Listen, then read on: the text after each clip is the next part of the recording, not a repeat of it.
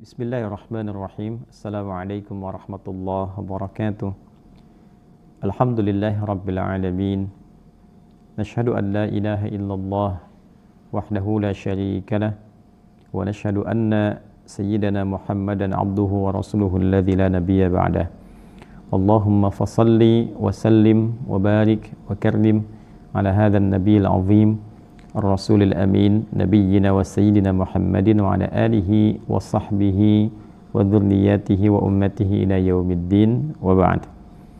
Saudara-saudariku sebangsa setanah air dimanapun kita semua berada, Alhamdulillah hari ini Allah antarkan kita dan memberikan kita kesempatan yang sangat istimewa untuk mendapati hari ke-9 di bulan Dzulhijjah tahun 1447 Hijrah, khususnya hari yang sangat istimewa, hari yang memiliki keunggulan, hari yang memiliki keutamaan spesifik disebutkan oleh Nabi Sallallahu Alaihi Wasallam. Tentu bagi kita umat Islam khususnya dimanapun berada dituntut untuk mengetahui keistimewaan dimaksud demi mendapatkan semua itu dan menjadikannya sebagai bagian dari pedoman kehidupan kita serta bekal terbaik kita sebelum kembali kepada Allah Subhanahu wa taala.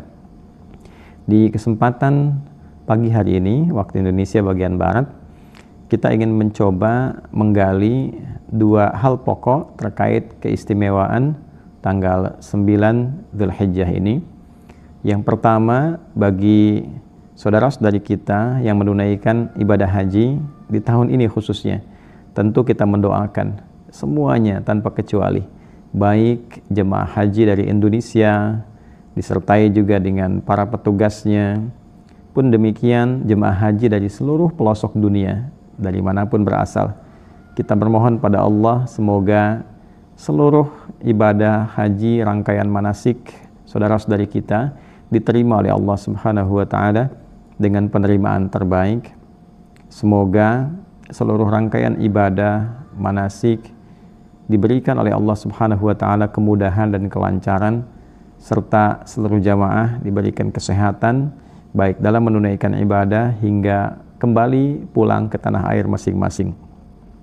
Terkait dengan ibadah haji ini, tentu puncak yang juga menjadi titik awal dari ibadah haji seperti Nabi Sallallahu Alaihi Wasallam tegaskan dalam hadis beliau adalah Arafah di hari ke-9 ini. Al-Hajju Arafah, inti haji itu terletak pada prosesi Arafah, terletak pada wukuf di Arafah. Dalam wukuf itu tentu saja ada amalan-amalan spesifik yang menuntut para seluruh jemaah haji untuk dapat fokus, baik yang pertama yaitu mencoba untuk mendekatkan diri kepada Allah Subhanahu wa taala, taqarrub ilallah. Sifat pendekatan inilah yang kemudian diistilahkan dengan kurban. Sejatinya kurban itu tidak harus diasosiasikan dengan menyembelih hewan, karena itu menjadi wasilah untuk mendekatkan diri kepada Allah Subhanahu wa taala. Secara etimologi dia memiliki keluasan makna dan juga kedalaman di saat yang sama, yaitu upaya untuk mendekatkan diri kepada Allah Subhanahu wa taala dengan pendekatan yang ekstra, pendekatan yang memiliki sifat khusus. Karena itu para jemaah hendaklah berupaya mengkhususkan diri untuk lebih serius mendekatkan diri kepada Allah Subhanahu wa taala. Tentu saja yang pertama amalannya adalah dengan bermuhasabah, meningkatkan istighfar, permohonan ampunan kepada Allah Subhanahu wa taala, mengingat akan kesalahan-kesalahan dan potensi-potensi dosa yang pernah dilakukan, serta potensi-potensi penyimpangan dari misi mulia berkehidupan di muka bumi ini. Kita mesti ingat lagi mengapa kita hadir di muka bumi ini, tugas apa saja yang Allah amanatkan kepada kita selama berkehidupan, yang dengan tugas itu tentu saja kita akan pertanggungjawabkan saat kembali kepada Allah Subhanahu wa taala di saat sesi perhitungan, yaumul hisab, saat sesi timbangan, yaumul mizan. Dan itulah yang akan menentukan akhir abadi kehidupan lestari kita, apakah membahagiakan dalam surga atau kita berlindung kepada Allah dari ancaman-ancaman neraka. bagi saudara-saudariku yang menunaikan ibadah haji, tentu ini momentum yang sangat istimewa. Langsung melakukan di tempat yang spesial, dalam kondisi yang spesial, dan diisyaratkan oleh Nabi SAW dengan kalimat yang sangat tegas dan jelas. Al-Hajju Arafah. Puncak haji itu terletak kepada Arafah, terletak dalam momentum dan amalan-amalan Arafah. Jadi jangan disia-siakan untuk mengevaluasi diri, untuk bisa berintrospeksi, memperbanyak istighfar, kira-kira juga mereview apa saja yang menjadikan aktivitas kita itu ternyata menjauhkan seorang hamba dari ketaatan kepada Allah. Mungkin ada pekerjaan duniawi yang dengan itu meninggalkan beberapa kewajiban-kewajiban, naudzubillah, atau juga memperlambat penunaian beberapa kewajiban yang seharusnya menunaikan sholat dengan baik, jadi terlambat, yang seharusnya mencoba meningkatkan bacaan Al-Quran, jadi jarang baca Quran, dievaluasi kembali dan diingat bahwa satu saat kita akan meninggal, kita akan pulang. Dilihat kembali, mungkin ada titipan harta yang tidak dikeluarkan dengan jalur yang semestinya, dengan aturan yang benar. Allah menitipkan tapi digunakan dengan cara yang tidak tepat, atau didapatkan dengan cara yang keliru. Lantas kemudian digunakan, baik itu juga berupaya digunakan pada yang dinilai baik atau bahkan tidak baik. Karena ada sebagian orang berpikir bahwa mendapatkan harta dengan cara yang tidak baik bisa dicuci dengan melakukan perbuatan-perbuatan baik, dan itu adalah hal yang tidak baik. Oleh karena itu, dalam momentum ini, suasana haji ini, evaluasi, istighfar, mendekatkan diri kepada Allah Subhanahu wa taala adalah di antara puncak kebaikan yang bisa dihadirkan, dan juga menjalani ritual-ritual lanjutan, manasik lanjutan, baik lontar jumrah sampai juga nanti ditutup dengan tawaf ifadah, ataupun bagi yang sudah mendahulukan setelah melontar jumrah itu bisa kemudian ditutup setelah mabit di Muna, atau seringkali lisan masyarakat mengatakan Mina. Semoga rangkaian itu bisa kita maksimalkan, karena ibadah haji adalah ibadah yang tidak semua orang bisa menunaikannya. Karena itu di dalam Sahih Al-Bukhari ini, alhamdulillah pagi ini kita dapatkan juga nomor hadis 1516, disebutkan di sini isyarat Sayyidina Umar bin Khattab radhiyallahu taala anhu yang begitu memotivasi, menekankan jika kita memiliki kemampuan untuk bisa bepergian, maka beliau sangat menekankan prioritas untuk bepergian itu diarahkan kepada haji. Kita bacakan sejenak apa yang disampaikan Sayyidina Umar bin Khattab radhiyallahu taala anhu. Qala wa qala Umar radhiyallahu taala anhu, dan Sayyidina Umar bin Khattab radhiyallahu taala anhu pernah menyampaikan satu saran. Syuddur nihala fil haji fa innahu ahadul jihadaini. Perkuatlah motivasimu, perkuatlah bekalmu, tanamkanlah keinginan yang kokoh untuk menempuh perjalanan menunaikan haji. Jikapun Anda ingin bepergian jauh, rihlah, maka jadikan prioritas, kata Sayyidina Umar bin Khattab radhiyallahu taala anhu, jadikan prioritas dalam bepergian itu, dalam berihlah itu untuk menunaikan ibadah haji. Jadi bagi teman-teman yang senang jalan-jalan jauh, rihlah, ya, nah prioritas pertama itu coba siapkan untuk haji. Jika Anda bisa nabung untuk ke Eropa liburan, bisa nabung untuk berwisata ke Jepang, ke Tiongkok, ke Korea, tidak keliru, tidak salah. Tapi kenapa kita tidak mampu menabung untuk menunaikan ibadah haji? Mengapa kita tidak berupaya menjadikan haji sebagai prioritas keberangkatan kita? Itu Sayyidina Umar saking melihat betapa istimewanya dalam momentum haji itu, beliau menempatkan prioritas pertama kalau ingin punya agenda untuk jalan keluar itu haji. Fa innahu ahadul jihadaini, karena haji itu termasuk satu dari dua jihad yang istimewa. Nah, yang pertama nanti jihad fi sabilillah, dan nanti setara dengan itu adalah haji. Ya, itu bisa didapatkan nanti di tafsir hadis dengan hadis lagi. Jadi kalau kita teruskan ke nomor hadis 1519, ya tadi 1516 di bagian bawah. Kalau kita buka satu halaman lagi 1519, kita akan temukan keterangan di situ bahwa haji termasuk jihad fi sabilillah. Jadi kalau kita bacakan di sini, teman-teman sekalian, ya, Bismillahirrahmanirrahim. Babu fadlil haji al-mabruri.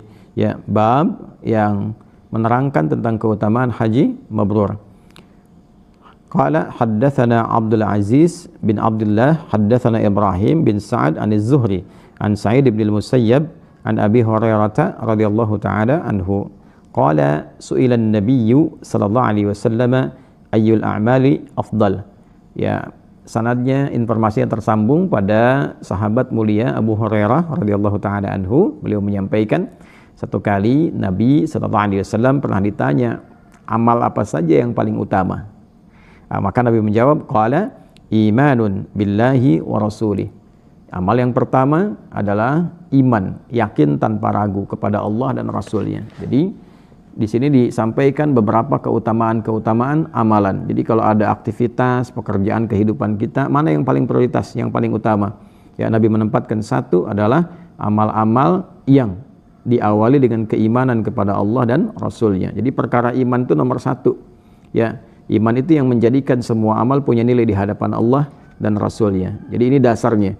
Semua pekerjaan kita yang tidak dikerjakan dengan iman tidak ada nilai di hadapan Allah, hanya jadi perkara duniawi. Ya, makan tanpa iman ya menghilangkan lapar saja dunia. Setelah itu menjadi kotoran. Demikian minum, berpakaian tanpa iman ya hanya menutupi aurat saja, jadi rutinitas kehidupan. Setelah itu tidak ada menjadi bekal untuk pulang menghadap Allah Subhanahu wa taala. Salat tanpa iman juga bermasalah. Haji tanpa iman apalagi. Jadi iman itu pokok, dasar dari segala sesuatu. Jadi bila ada yang paling utama yaitu iman. Ya, termasuk ilmu. Ilmu tanpa iman juga tidak membawa keberkahan. Karena itu ketika Allah mengangkat derajat seseorang, itu imannya dulu baru ilmu. Yarfa'illahu alladhina amanu minkum walladzina utul ilma darajat. Iman dulu baru kemudian ilmu. Jadi ini yang pertama, iman kepada Allah dan Rasul. Nah, kalau sudah iman berarti nggak boleh ragu. Ya, apapun yang Allah perintahkan, apapun yang Allah sampaikan, Rasul tegaskan, kita harus yakini sepenuhnya tanpa ragu. Jadi definisi iman itu adalah yakin tanpa ragu. Thumma madza? Kemudian apalagi ya Rasulullah? Dijawab oleh Nabi sallallahu alaihi wasallam, jihadun fi sabilillah. Ya, jihad fi sabilillah. Jadi iman kepada Allah dan Rasul, jihad fi sabilillah. Berjuang ya di jalan Allah Subhanahu wa taala, baik yang terkait dengan aspek militer terutama. Ya, ketika Nabi sallallahu alaihi wasallam menyampaikan tentang keutamaan tanggal 1 sampai dengan 10 bulan Dzulhijjah. Ya, Nabi mengatakan dalam satu hadis, sanadnya tersambung pada Ibnu Abbas radhiyallahu taala anhuma, dari Nabi sallallahu alaihi wasallam beliau bersabda, "Ma min ayyam al-'amalu shalihu fiha aw fihinna ahabbu ila Allah min hadhil ayyam al-'ashr." Tidak akan ditemukan dalam perjalanan hari selama setahun hari-hari terbaik saat amal soleh yang dikerjakan di hari-hari itu naik status menjadi dicintai oleh Allah Subhanahu wa taala, yaitu 10 hari pertama di bulan Dzulhijjah, tanggal 1 sampai dengan tanggal 10. Ya, seperti kita hadir saat ini di tanggal 9-nya. Ya, maka beberapa sahabat mengkonfirmasi, ya Rasulullah, walal jihadu fi sabilillah. Ya Rasulullah, apakah jihad fi sabilillah tidak mampu menyaingi keutamaan itu? Maka Nabi mengatakan, walal jihadu fi sabilillah, bahkan jihad fi sabilillah pun tak mampu menandingi keutamaan di 10 hari pertama Dzulhijjah itu, illa, kecuali. Nah, ini jihad yang dimaksudkan di sini salah satu maknanya. Ya, illa rajulun kharaja bi nafsihi wa malihi wa lam yarji' min dzalika bi syai'. Kecuali seseorang yang betul-betul berjuang ya untuk menegakkan kebenaran mutlak yang didasarkan ketaatan kepada Allah Subhanahu wa taala. Kebenaran mutlak itu artinya kebenaran yang dibenarkan oleh Allah, namanya hak. Al-haqqu min rabbika fala takunanna minal mumtarin. Ya, jadi menegakkan agama Allah Subhanahu wa taala, menegakkan nilai-nilai keadilan yang didasarkan pada ketaatan kepada Allah, menegakkan nilai-nilai kemaslahatan yang didasarkan pada ketaatan kepada Allah Subhanahu wa taala, maka masuk pada kategori jihad fi sabilillah. Nah, itu bentuk jihad yang pertama. Jihad yang keduanya yang utama. Jadi nanti urutan jihad itu banyak ya, termasuk yang belajar di pesantren itu bagian jihad juga. Ya, adik-adikku yang belajar di kampus-kampus, belajar agama supaya pulang nanti mengajar lagi di masyarakat, termasuk jihad fi sabilillah. Itu nanti ditemukan di Quran surah ke-9 At-Taubah di ayat 122 tentang itu. Nah, dari urutan-urutan yang banyak ini, nomor satunya tadi ya perjuangan utama, sampai kemudian ia berjuang dengan jiwanya, bahkan dia bawa harta secukupnya, kemudian dia meninggal. Nah, wafat di situ itu yang nggak bisa tertandingi, nomor satunya. Nah, haji itu termasuk dalam golongan itu. Maka Nabi menyebutkan setelah tadi kelompok jihad fisabilillah, qila thumma madza, kemudian dikatakan pada Nabi, ditanyakan lagi, lalu apalagi ya Rasulullah? Qala hajjun mabrur, yaitu haji mabrur, haji yang berhasil merubah pelakunya menjadi pribadi yang lebih baik, melekat sifat-sifat kebaikan yang dilatih dalam filosofi ritual-ritual haji. Jadi semua rangkaian manasik, rangkaian ibadah haji itu melatih pribadi pelakunya untuk bertransformasi menjadi pribadi yang lebih mulia, lebih baik lagi. Namanya birrun, kebaikan yang menjadikan seseorang meninggalkan salah kemudian berubah menjadi saleh. Lisannya tidak baik lalu dirubah menjadi lebih baik, itu birrun. Nah, kalau birrun ini melekat sifat baiknya pada tubuh kita, pada pribadi kita, maka dia berubah menjadi mabrur. Nah, haji mabrur itu haji yang merubah perilaku seseorang, pelakunya menjadi lebih baik dari sebelum haji. Nah, itu termasuk bagian dari amal yang utama, termasuk kategori jihad. Karena itu Umar bin Khattab radhiyallahu taala anhu menggolongkan haji ini pada satu dari dua jihad yang utama, ahadul jihada ini. Jadi kalau ada teman-teman yang berangkat menunaikan haji, itu termasuk bagian dari jihad, perjuangan yang tidak mudah dan nilainya tinggi di hadapan Allah Subhanahu wa taala. Al-hajjul mabruru laisa lahul jaza illal jannah. Jadi tidak ada yang setara pahalanya kecuali surga. Kalau hajinya mabrur dan dijaga sampai wafat. Ya, pejabat-pejabat yang haji jadi lebih baik, ya. Nah, jangan sampai pulang haji korupsi, jangan sampai pulang haji menipu, apalagi berangkat haji menggunakan harta yang tidak benar. Nah, itu begitu diucapkan labbaik Allahumma labbaik, nah, apa jawabannya yang Allah berikan? La labbaik wala sa'daik. Enggak ada labbaik, enggak ada keutamaan, enggak ada kebahagiaan buat kamu, ya. Jadi, nah, dibawa untuk taubat lebih baik. Termasuk juga rakyat, siapapun, apapun profesinya, yang nabung-nabung berangkat berhaji dengan benar. Nah, jangan sampai sudah haji hanya untuk mencela, sampai sana berpikiran buruk, tidak perbaiki, semua berupaya jadi baik, kemudian mendoakan, ya, doakan pribadi, doakan keluarga, doakan masyarakat, doakan bangsa, doakan negara, doakan semua penyelenggara supaya pada baik-baik, ya. Minimal nanti sudah ada satu ikhtiar, sudah ada satu upaya untuk bisa membuat orang itu menjadi lebih baik dengan izin Allah Subhanahu wa taala. Jadi kalau pulang nanti kepada Allah, hisab kita menjadi lebih ringan karena minimal sudah mendoakan. Ya. Nah, bagi yang tidak berangkat menunaikan ibadah haji, ada satu keutamaan lagi di hari yang sama khususnya. Ya, tanggal 9 ini, dan kita berada di dalamnya saat ini. Ya, kalau ini di Al-Bukhari, nah nanti di hadis Muslim kita temukan di nomor hadis 1162. Ya, dari Abu Qatadah Al-Harits, ya, Al-Harits bin Rabi'i radhiyallahu taala anhu. Nomor hadis 1162 di Sahih Muslim, ya. Jadi sanadnya nanti tersambung pada sahabat mulia Abu Qatadah radhiyallahu taala anhu. Nah, dari Nabi sallallahu alaihi wasallam, ya, amalan pertama teman-teman, ya, bagi yang tidak menunaikan ibadah haji, amalan pertama adalah dari Nabi SAW. Beliau pernah ditanya tentang puasa di tanggal 9 Dzulhijjah, puasa di momentum Arafah. Su'ilan Nabi sallallahu alaihi wasallam an siyami yaumi Arafah. Nabi SAW pernah ditanya tentang puasa di hari Arafah. Tentu ini mengacu pada yang tidak menunaikan ibadah haji. Bagi yang haji itu fokus untuk wukuf, ya, kontemplasi, memperbaiki diri. Nah, bagi yang tidak berhaji, maka Nabi mengatakan siyamu yaumi Arafah. Inni ahtasibu 'ala Allahi an yukaffira sanatal lati ba'dahu wa sanatal lati qablahu. Nah, puasa yang ditunaikan di hari Arafah itu, saat jemaah-jemaah haji wukuf, introspeksi diri, mendekat pada Allah, kemudian kita yang tidak berhaji menunaikan puasa. Nah, maka Nabi mengatakan, inni ahtasibu 'ala Allahi, aku sungguh berharap pahala bagi orang yang puasa di hari Arafah itu, di tanggal 9 bulan Dzulhijjah itu, an yukaffira sanatal lati ba'daha, ya, an yukaffira sanatal lati ba'daha wa sanatal lati qablah.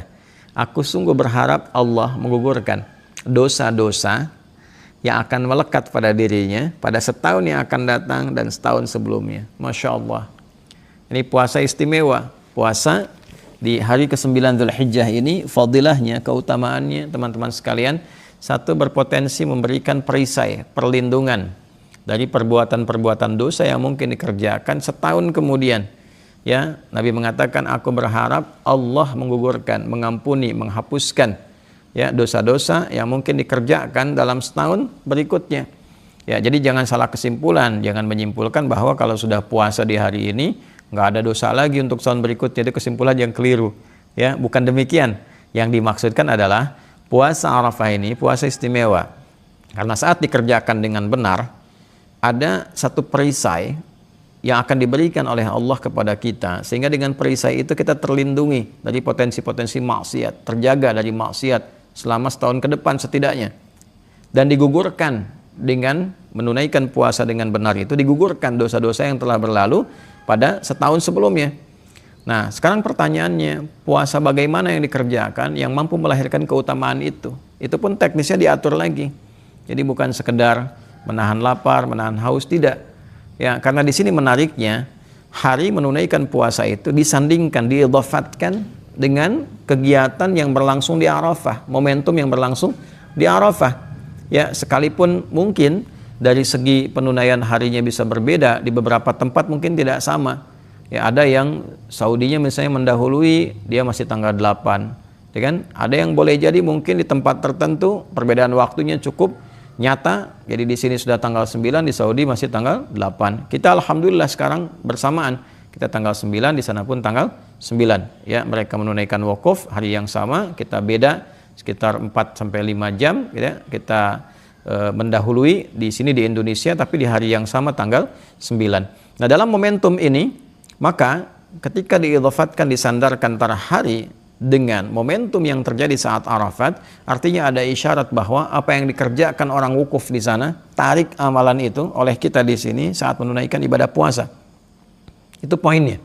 Jadi ketika yang di sana muhasabah, kita pun puasanya sambil muhasabah, sambil istighfar, sambil ingat-ingat dosa, dosa apa di mata yang melekat, dosa di telinga yang melekat. Nah, itu dijalani saat puasa, sambil istighfar, ya, sambil muhasabah diri, introspeksi diri. Mohon ampunan, mohon kebaikan, mohon bimbingan dari Allah, mohon taufik Allah Subhanahu wa taala. Itu yang kita jalani.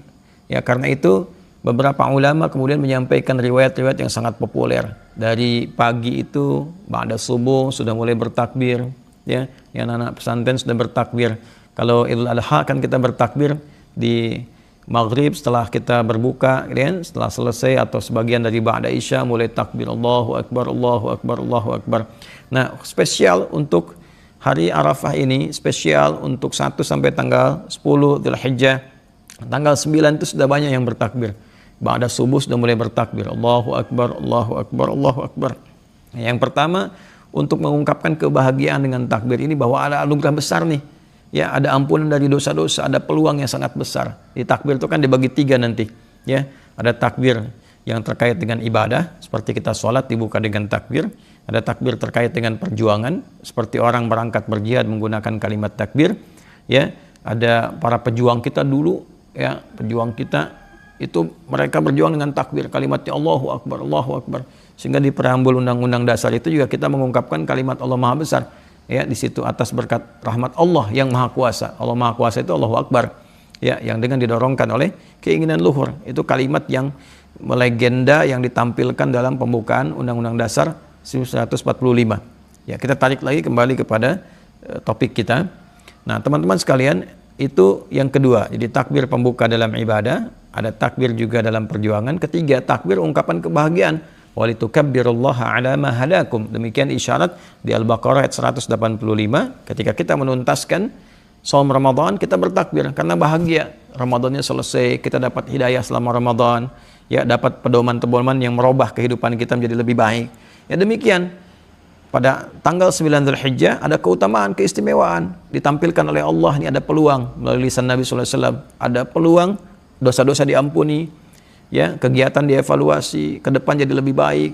Banyak orang mengatakan pengen baik, pengen hijrah. Nah, ini momentumnya. Ketika diberikan pedomannya, kita bersyukur, terima kasih ya Allah. Dapat anugerah yang sangat besar nih, dosa diampuni, ke depan dijaga. Lalu kita bertakbir, Allahu Akbar, Allahu Akbar, Allahu Akbar. Terima kasih ya Allah, terima kasih. Terima kasih diberikan kesempatan jadi hamba yang lebih baik lagi, hamba yang lebih baik lagi. Kemudian perbanyak kalimat-kalimat tauhid.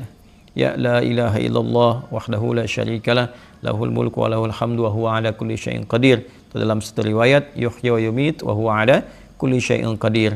Nah, biasanya para ulama memberikan satu gambaran amalan ini dilakukan, ya zikir yang ini la ilaha illallah wahdahu la syarikalah lahul mulku wa lahul hamdu wa huwa ala kulli syai'in qadir, itu dari ba'da asar khususnya sampai menjelang maghrib. Ya, ditarik waktu ba'da asar ini melihat waktu perbedaan kita dengan di Arafat di Saudi. Jadi kurang lebih beda 4 jam. Kalau kita misalnya masuk asar, ya taruhlah ba'da asar jam 4, ya kurangi 4 jam, ya di sana jam 12 atau ba'da zuhur di sana. Jadi kalau kita mulai misalnya setengah 5 atau jam 5, memperbanyak kalimat tauhid, tahlil la ilaha illallah wahdahu la syarikalah lahul mulku wa lahul hamdu wa huwa ala kulli syai'in qadir, atau kemudian dalam satu riwayat yuhyi wa yumitu wa huwa ala kulli syai'in qadir. Kita perbanyak kemudian baru doa. Ya, seperti di sana berdoa, di sini berdoa. Ya, ada sebagian ulama yang memberikan penguatan bahwa doa-doa yang diawali dengan kalimat-kalimat tadi disertai dengan istighfar, disertai dengan ketundukan, ketawadhuan, itu berpotensi sangat cepat dijawab oleh Allah Subhanahu wa taala. Nah, selanjutnya kita perbanyak istighfar sampai kemudian tiba waktu maghrib, tiba waktu berbuka, dan kita lihat bagaimana perubahan terjadi pada diri kita. Kalau kita merasa bahwa yang dulu-dulu banyak kekurangan ingin diperbaiki, ke depan ingin jadi lebih bagus, nah ini tanda pertama bahwa rangkaian kegiatan ibadah kita di hari ini ada tanda penerimaan di sisi Allah Subhanahu wa taala. Teman-teman, tidak banyak yang ingin disampaikan di hari ini. Ini pun live, kita memaksakan diri untuk bisa berbagi karena ini momen yang sangat penting, yang kurang lebih bagi kami para ulama mesti memaksa diri untuk berbagi sehingga keutamaan ini bisa didapatkan oleh semua kita. Bagi yang mungkin belum sempat menunaikan puasa di hari ini, tidak mengapa memperbanyak zikir. Ayo, zikir, evaluasi diri. Ya, zikir itu mengingat Allah, perbanyak amal-amal kebaikan. Nanti amal sosialnya dengan harta boleh disiapkan. Teman-teman bisa bersedekah, bisa berbagi, atau yang sudah siap untuk penyembelihan hewan dalam rangka mendekatkan diri pada Allah. Makanya disebut kurban, hewan kurban, hewan yang disiapkan untuk mendekatkan diri kepada Allah, ya. Jadi dikorbankan hewan itu untuk berkurban, untuk mendekatkan diri kepada Allah Subhanahu wa taala. Silahkan, mungkin ada yang sudah menyiapkan kambing, sapi. Ini ada sama ikut ya, ikut dari subuh tadi ikut mau apa kurbannya, sapi. Insyaallah baik ya. Jadi nanti silahkan teman-teman kita siapkan, mudah-mudahan diridhai Allah di pagi hari ini sampai dengan kita bisa selesaikan sampai maghrib, kemudian berupaya menjadi lebih baik untuk ke depan. Dan tentu saja saya mengajak untuk saling mendoakan. Kami mohon doa sekaligus minta maaf dan minta maaf.